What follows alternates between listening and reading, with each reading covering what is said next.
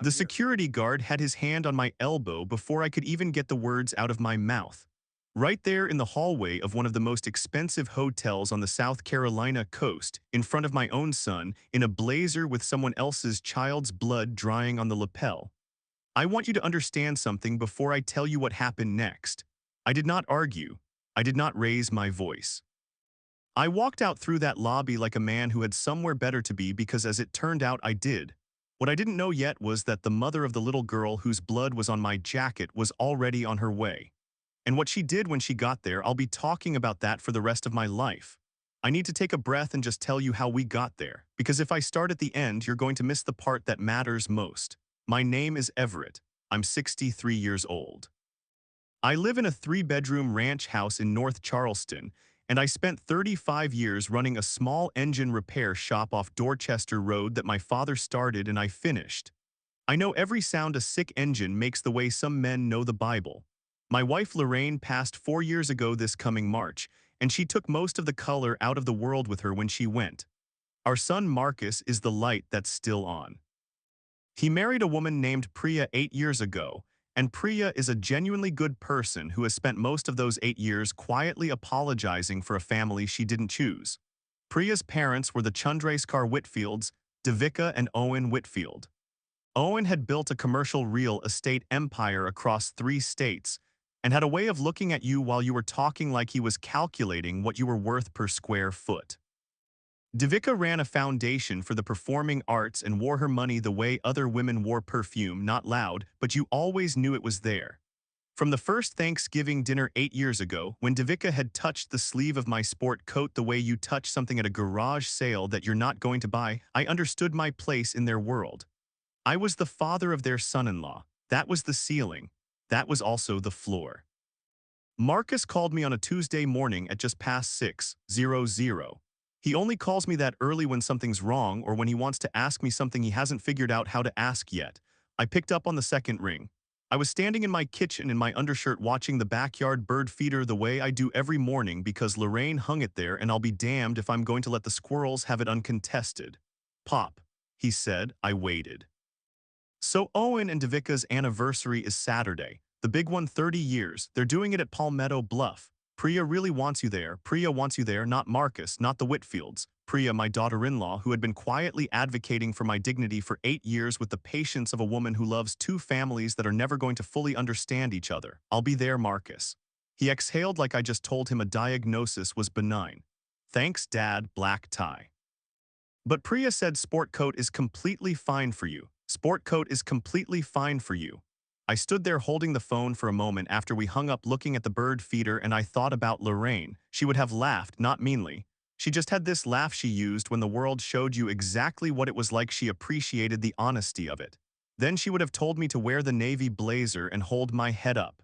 So that was what I was going to do. I've been in rooms like that before, you understand. I know what it feels like to be the wrong kind of presence. To be the man who worked with his hands in a room full of men who work with spreadsheets. To be the one whose car they valet with a look. I had decided years ago that I was not going to apologize for the 35 years I'd spent making something real with my own hands, and I was not going to bend myself into a shape that fit someone else's picture frame. But I also wasn't going to make Marcus's life harder. So I laid out the blazer the night before and polished my shoes on the back porch with a Braves game on the radio, and I left with nearly 2 hours to spare. Palmetto Bluff is out on the May River, about 45 minutes southwest of Beaufort if you take 17 and then cut down through the flats. It's the kind of resort where the architecture is designed to remind you that people like you don't normally get to be there. I'd driven past the entrance once years ago, and Lorraine had looked at the gate and said, "Baby, that's where people go who need the whole world to know they made it." She'd said it soft, not bitter, just clear-eyed. I left at 5:15 in the afternoon.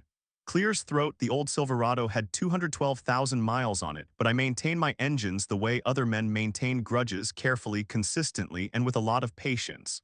The low country was doing what it does in late April, that brief window before the heat gets serious, where the marsh grass is going electric green and the air smells like salt water and something sweet underneath it. I was about 20 miles north of Beaufort on a long, straight stretch where the road cuts through pine and the Spanish moss hangs over the asphalt when I saw the skid marks. A dark green minivan had gone off the right shoulder at an angle, front-end nose down into the drainage ditch. There was glass on the road, and a woman was standing in the road with both arms up, waving at every car coming south. I watched 4 cars swerve around her and keep going, 4 cars. I pulled the Silverado onto the shoulder, hit my flashers, and got out. She was maybe 35, hair loose and wild, one shoe off. She'd been crying so hard she was past the point where tears make sound. "My daughter," she said, "please, my daughter's in the back." I went to the van. The sliding door was already open. There was a little girl, maybe 8 years old, buckled into a booster seat, and she was seizing. I had seen it before because Lorraine's youngest brother, Terrence, had epilepsy for most of his adult life. I knew the sound of it, the rhythm of it, the specific quality of stillness that follows. The little girl's eyes had rolled back and her body was going in waves, rigid then slack, and there was foam at the corner of her mouth. "Did she hit her head in the crash?" I asked. I don't know. A dog ran out and I swerved and we went in. And then the woman was shaking so hard she could barely stand. "Please help her, please." I had already called 911 before I got out of the truck. On instinct, the way you do when the emergency happens before the thought does. The dispatcher said the nearest unit was 13 minutes out of Ridgeland. 13 minutes is geological time when a child is convulsing. "What's her name?" I asked. "Nadia. Her name is Nadia." "Nadia, I'm right here. You're going to be okay, sweetheart." I unbuckled her carefully, watching the cycle, waiting. When her body went slack between waves, I lifted her out and laid her on her left side in the grass off the shoulder, the way Terrence had taught me 30 years ago at a backyard cookout where he'd show me what to do if it ever happened when Lorraine wasn't around. Recovery position. Don't restrain them. Don't put anything in their mouth. Protect the head. Let it finish. I took off my blazer and rolled it under her head. The grass was wet. I felt my slacks soak through at the knees. I didn't notice the blood until later. There was a small cut on Nadia's hairline, probably from the car door frame when they went into the ditch. It wasn't serious, but it bled the way head wounds do, more than the damage warrants. The seizure ran another 90 seconds and then it stopped. Her breathing changed, deep and slow and ragged, the kind that means the worst is over. Her color came back, her eyes found mine, big and confused and frightened. "Where's my mama?" "She's right here, baby. I'm Everett. You're safe. Your mama's right here." The mother was on her knees in the wet grass, hands pressed together in front of her mouth, shaking. I told her to look at me. I told her to breathe. I asked if Nadia had a history of seizures, and she nodded fast and said yes. Diagnosed 10 months ago. They thought it was controlled. They just changed her medication 2 weeks before. I want to be honest with you. I was not thinking about the party. I was not thinking about the blazer or the Whitfields or what time dinner started. There was a child in the grass and a mother on her knees, and nothing else in the world existed at that moment. The paramedics arrived in 11 minutes. 2 sharp young EMTs who moved the way good emergency workers move, without urgency in their faces, because urgency belongs to the situation, not the person managing it. The older one took the mother aside and talked to her slow and steady. The younger one got Nadia on the stretcher. The head cut was small, her vitals were stable, she was going to be all right. The older paramedic looked at me over the stretcher. "Sir, are you family?" "No, sir, I just stopped." He nodded the way a man nods when he wants to say something he doesn't have time for. "Thank you." The mother grabbed my hand before they closed the ambulance door. Her hand was small and freezing cold. "Your name?" "Please tell me your name." "Everett Akoroy." "I'm Simone Akoffer. I have to go with her." I don't know how to you go." I told her, "Don't think about anything out here. I'll wait with the vehicle until the tow truck comes." She looked at me for 1 second, not the way you look at a stranger, the way you look at someone who just became part of your life. Then the doors closed and the ambulance pulled away. I stood there on the shoulder of Highway 17, with grass stains on my knees and blood drying on the blazer I'd put back on because the evening air had gone cool. Simone Akoffer had left her purse in the van without realizing. I had the tow number from the 911 dispatcher. I called it and I waited. The tow driver took 40 minutes. He was a big, quiet man from Ridgeland named Burl who looked at the scene and said, "You stay with her until they came?" I said I did. He whistled low. "Good man." By the time I was back in the Silverado, my hands had started shaking. That's always how it goes with me. I hold it together when I have to, and then afterward the body sends the invoice. It was 8:53 when I turned into the drive at Palmetto Bluff. I tried Priya twice from the road. Both calls went to voicemail. The cell out on those flats is thin and unreliable, and I couldn't be sure my messages had gotten through. I'd left them anyway. There was an accident, a child, I was on my way. I was sorry for the time. The valet stand had two young men in white jackets. The one who stepped toward the Silverado looked at the truck the way people look at a misspelled word. Then he looked at me at the blazer, the stained knees, the set of my face, and his expression did something careful and decided. Sir, are you a guest this evening? I'm here for the Chandrasekhar Whitfield anniversary party. My son is their son-in-law, a long pause. Of course, the terrace ballroom, follow the flags to the right. He did not take my keys. I parked the Silverado in the far end of the guest lot, which I suspect was also a first for the Palmetto Bluff parking staff. I walked through the lobby, all dark wood and candlelight and the kind of furniture that makes you feel like you should be quieter. There was a string ensemble playing in an alcove, and couples in tuxedos and floor-length gowns standing in clusters holding champagne flutes with the specific relaxed posture of people who have never once in their lives worried about the mortgage. I felt every eye in that lobby clock my presence the moment I stepped off the mat. Not hostile, exactly, just registering the way people register something that doesn't fit the pattern. I straightened my tie. The tie was clean. I walked through.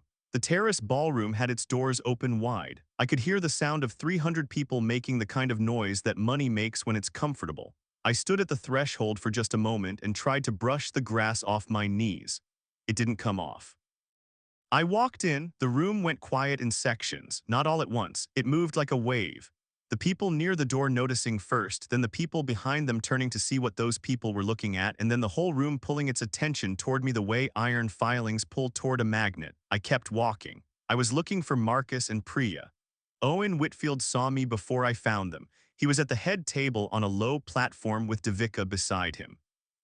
And when he saw me, he stood up slowly the way a man stands when he's decided to handle something and wants the room to know he's handling it. He was in a black tuxedo and he had the easy, upright posture of a man who has never had to convince a room that he belonged in it. Priya came running from a side table. Everett, oh my God, are you hurt? What happened? I'm not hurt, Priya. There was an accident on 17. A little girl. Devika's voice cut across the room, not loud, precise. Priya. Priya turned. Priya, this is our anniversary. Mom, he stopped to help someone. Owen was beside me now. He took my elbow, actually took my elbow the way you take an elderly person's elbow at a curb. Everett, let's step into the hall for a moment. I want you to understand what that feels like. The hand on the elbow, the firm, quiet guidance toward a door. 35 years of building something with your own hands, of being the man your neighborhood called when your equipment broke and their heat went out and their engines wouldn't start. And a man who has never touched a carburetor in his life walks you out of a room by the elbow like you're a situation to be managed. We went into the hallway. Marcus followed. Priya followed Marcus. Owen released my arm. His face was composed, reasonable.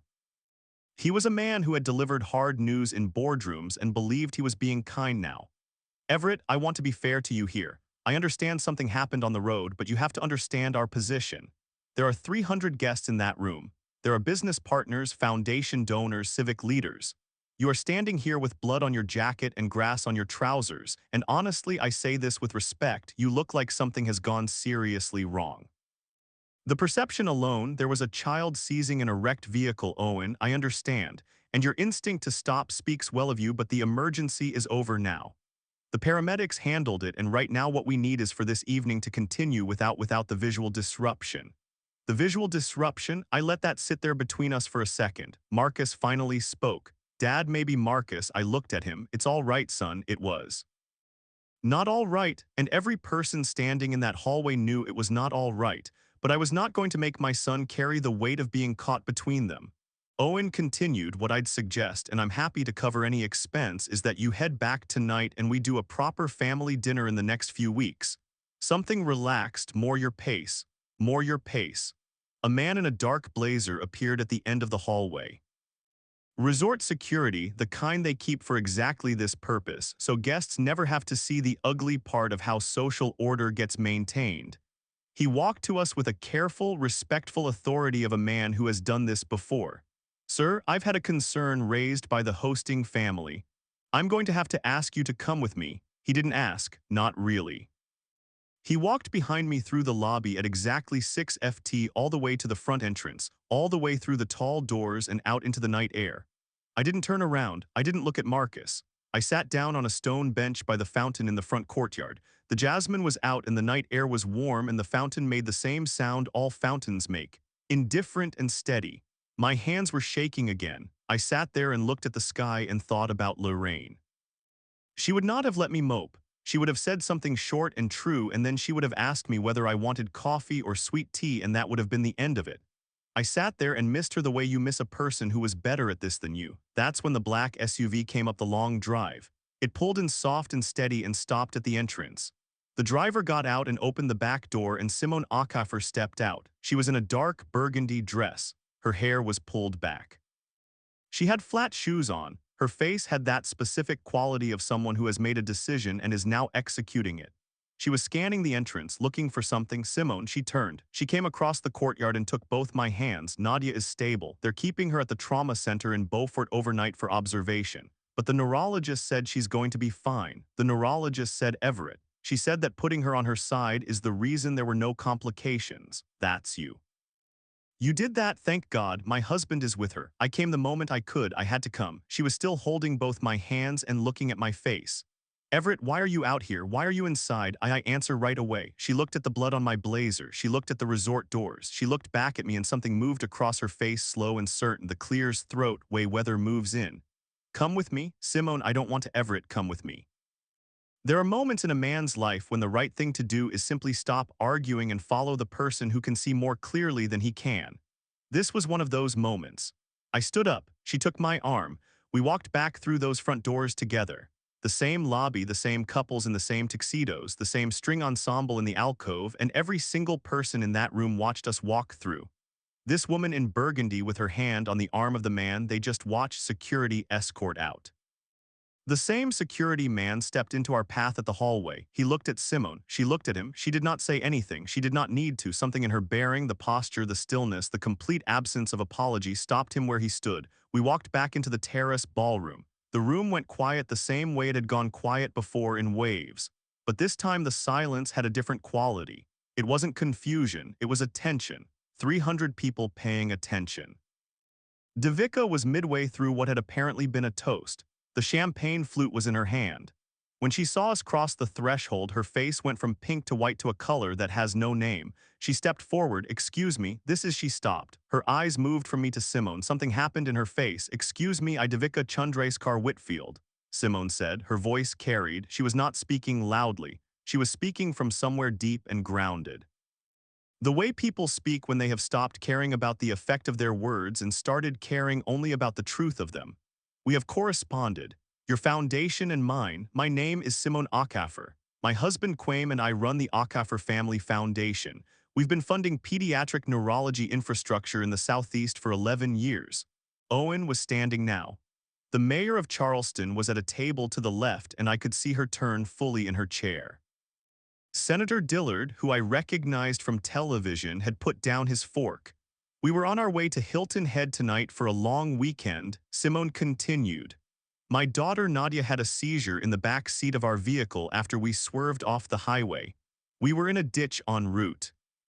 17, I Clear's throat was standing in the road waving my arms and 29 cars drove around me. I counted, 29, nobody breathed, and then this man stopped. She put her hand on my arm. He held my daughter through her seizure. He knew the recovery position. He'd learned it 30 years ago caring for someone he loved. He stayed with her until the ambulance came. He stayed with our wrecked vehicle until the tow truck came. He was supposed to be at this party.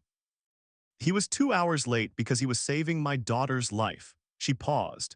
And when he arrived, your family had him removed by security. Devika opened her mouth, closed it. I want to say something about why I'm here in person and then I'm going to stop taking up your anniversary. Simone's voice had gone very quiet now, which made it worse. 3 months ago, your foundation reached out to mine about co-funding a pediatric cardiac neurology wing at MUSC, the Chandrasekar Whitfield wing. We had agreed in principle to contribute $14 million as the lead naming gift. I had the paperwork in my bag tonight. I was going to leave it at your foundation office on Monday morning. Owen's hands went to the edge of the table. I will not be doing that. Devika made a small sound. I want to be precise about why. It is not because of anything that happened to me tonight. I am fine. My daughter is going to be fine. It is because of what I learned tonight about the judgment and the character of the people whose name was going to be placed above the door of a ward where sick children are brought. A man came to your home having done something extraordinary. He arrived with the evidence of that act on his body, and your family's response was to have him removed from the room because his appearance was inconvenient. She looked around at the guests, at the room, at 300 witnesses. My foundation has one standard for the institutions we fund. Character, not success, not prestige. Character specifically in the moments when nobody important is watching. Tonight I learned everything I needed to know. She turned back to Owen and Devika. The wing will still be built. I will have a new lead donor in place by the end of the month. The children who need that ward will still be served. But they will be served in a building that carries the name of someone whose character holds up in the dark. She looked at Devika one more time. Not with anger, just with a particular sadness of a woman who expected better from the world and keeps being unsurprised. Happy anniversary. I want to pause here and tell you I have gone over that moment in my head more times than I can count. And I still do not know exactly what to do with how it felt to stand in the middle of that room and hear it. I'm a man who spent 35 years under cars and inside engines. A man who measured his success by whether his customers' machines ran when they should run. I am not a man who expects the room to go quiet on his behalf. I'm not sure I'm a man who was ready for that, but I will tell you this. When Simone finished and the room was still and all those people were looking at me standing there in the blood-stained blazer, I did not feel small. That was the first time in 8 years of attending the Whitfield's occasions that I had ever stood in a room and not felt small. Marcus was 3 ft to my left and he was crying. Not dramatically, just standing there with his hand over his mouth and tears going down and his shoulders doing the quiet, terrible work of a man who has held something in for too long. Priya had her arm around his waist. She was looking at her mother with a steadiness that I recognized as the accumulation of 8 years of patience finally finishing its term. Marcus, I said. He couldn't speak. Son, it's all right. He shook his head. He took his hand away from his mouth and said, in a voice I hadn't heard from him since he was 11 years old, Pop, I'm so sorry. I'm so sorry I didn't come back out for you. I should have walked back in when they took you out. I've been letting them treat you like this for 8 years and I told myself it was keeping the peace and it wasn't keeping anything. I was just being a coward. I'm so sorry, Pop. I'm so sorry. I put my hand on his shoulder. I told him a son doesn't owe his father an apology for being human. I told him the only thing I'd ever needed was for him to be happy, and that I could see every day that he was happy with Priya, and that was the thing that mattered. I told him I forgave him for everything he was apologizing for, and a couple of things he hadn't gotten to yet. He cried harder. Priya lifted her face from his shoulder and looked at her mother. Devika was still standing at the head table, the champagne flute still in her hand, the beautiful dress and the jewelry and the whole carefully constructed evening still assembled around her. Mom, Priya said. Devika didn't answer. Mom, look at me. Devika looked at her daughter. We're leaving, Priya said. Marcus and I are leaving right now and we're going wherever Everett is going. And I want you to think about tonight. I want you to really think about it, because this man would have taken off his coat and put it under a stranger's child's head in the rain, and he did, and that's her blood on it, and you had him walked out of your party. Her voice broke just once. I know yet how I'm going to feel about that when I'm done thinking about it, but I think it's going to take a while. She took my arm. Marcus took the other. Simone walked ahead of us. The four of us walked out of that ballroom together and 300 people watched us go. And the silence in that room was the kind of silence that means something, not the silence of an empty room. The silence of a room full of people deciding what kind of people they are. We went to a dinner about 12 miles out called Rosie's on the Neck. It had vinyl booths and a jukebox that still played actual 45s and a waitress named Cecilia who had been working there since Marcus was in diapers and who gave us the big corner booth without being asked. Simone ate a BLT, I had the catfish. Marcus ordered the fried chicken and barely touched it. Priya had grits and sweet tea and at some point just put her face on Marcus's shoulder and stayed there. Simone told us about Nadia. 8 years old, obsessed with marine biology, already filling a notebook with species lists and habitat diagrams. The seizures had started just under a year ago and had been responding to medication until a shift in her brain chemistry 2 months earlier threw everything out of balance again. The crash hadn't caused the seizure had caused the crash. Simone had been driving and Nadia had gone down mid-seizure, and Simone had overcorrected from the sound and gone into the ditch. Her husband Quame was with Nadia. He had called 3 times during the dinner to update her. Nadia was stable, awake, asking when her mom was coming back. I told them about Lorraine, about the repair shop, about Terrence, Lorraine's youngest brother, who had his first seizure at our engagement party of all places, and who had taught me everything I knew about how to help a person through one with calm hands and a quiet voice. Lorraine used to say that daiquiris could handle anything as long as they knew what they were handling. I'd spent 35 years learning how to be calm in front of broken things. I didn't know until that Tuesday night what all of that preparation had actually been for. Around 11:00, Marcus looked up at me across the catfish. "Pop," he said, "I have been a coward in that house for 8 years, and I kept telling myself that the trade-off was worth it, that the peace was worth it, and it wasn't. It was just easier. And it wasn't even easier for you, so that means it was only easier for me, and I'm ashamed of that. I want you to know I'm genuinely ashamed." I told him shame isn't something to hold on to. I told him the only question was what he was going to do from here on. He nodded for a long time. Cecilia brought us peach cobbler on the house. She didn't explain it. Some things explain themselves. Simone drove me home in the SUV. We left the Silverado at Rosie's, and Marcus picked it up 2 days later. On the way back to North Charleston, I told her about the night Lorraine's father laid Terrence on the reception hall floor mid-seizure at our engagement party and finished his toast from there. Simone laughed for a long time at that. It was a good sound in a dark car on a quiet road. She pulled into my driveway just after midnight. She walked me to the door. "Everett," she said, "you saved my daughter's life. I want you to know that whatever you need, for as long as you're here, you call me, not as a formality, as a fact." I didn't know what to say to that, so I said thank you and good night. I stood on the porch and watched the tail lights disappear down the street. The porch light caught the bird feeder. The cardinals were all asleep, but I could see the shape of it against the dark, and I thought about Lorraine, and I thought about how she would have loved Simone Acaffer, and how she would have loved Nadia, and how she would have put her hand on the side of my face and said, "Baby, that's exactly where you were supposed to be tonight." Marcus was at my door the next morning at 7:30 with coffee from the place I like and a box of those cheese biscuits from the bakery on Morrison. We sat at the kitchen table for 3 hours. He told me he and Priya were thinking about buying a house in North Charleston, closer to me. He told me Priya had not spoken to her mother since they walked out. He told me things he'd been carrying for 8 years that were lighter now that they were on the table between us. Nadia Acaffer was discharged from the hospital that Monday. She sent me a card she made herself, construction paper, crayon, the whole thing. A drawing of a man with gray hair kneeling next to a little girl in a green field. At the top, in the large care, full letters of a child who was still learning to be precise, it said, "Thank you, Mr. Everett, you stayed." I framed it. It's on the kitchen wall right next to the window where the cardinals come in the morning. Devika called me about 6 weeks later. She said she had thought a great deal about that evening and wanted to apologize.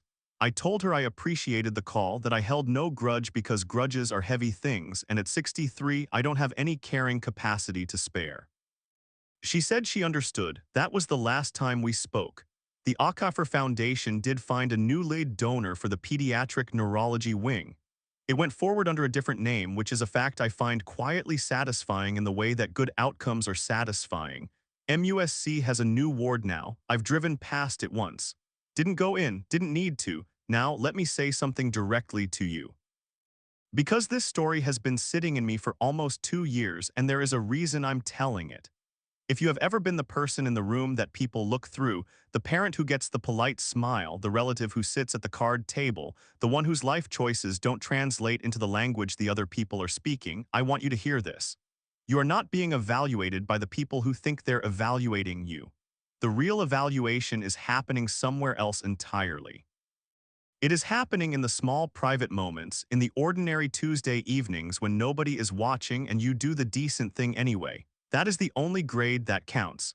I spent 8 years contorting myself trying to figure out how to fit into a room where the only door was labeled worthy. I wore the right blazer. I brought the appropriate gifts. I modulated my voice and left my truck parked at a respectful distance. And the night I finally belonged somewhere, really belonged, I was kneeling in wet grass on a highway shoulder with someone else's child's blood on my jacket. The mistake most people make is thinking that belonging is something you achieve through performance. The truth I've come to is that belonging is something you find when you stop performing and start responding.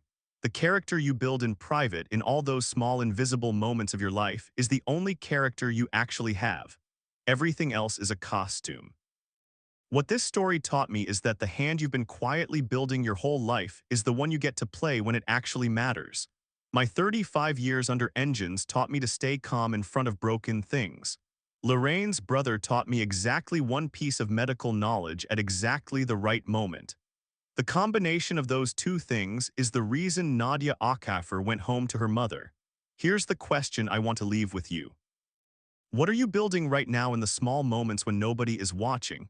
What knowledge, what habit, what practice calm are you accumulating without knowing yet what it's for? Think about that tonight. I mean, really sit with it. I want to know what you think about this story. Drop a 1 in the comments if you think I made the right call stopping on that highway. Drop a 2 if you think Priya did the right thing walking out. Drop a 3 if you've ever been treated the way I was treated that night. And if you drop a 3, I want you to know I see you. And tell me where in the world you're watching from and what time it is there, because I think about the fact that someone on the other side of the planet might hear this story in the middle of their night and feel a little less alone. And that matters to me. If this story meant something to you, please subscribe. There's another one waiting for you right there on the left. Take care of each other out there. You never know which stranger on the side of the road is going to change your life, or whose life you're going to change just by stopping.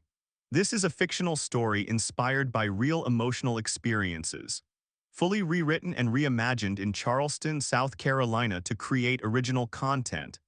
Any resemblance to real people, living or dead, or to actual events is purely coincidental.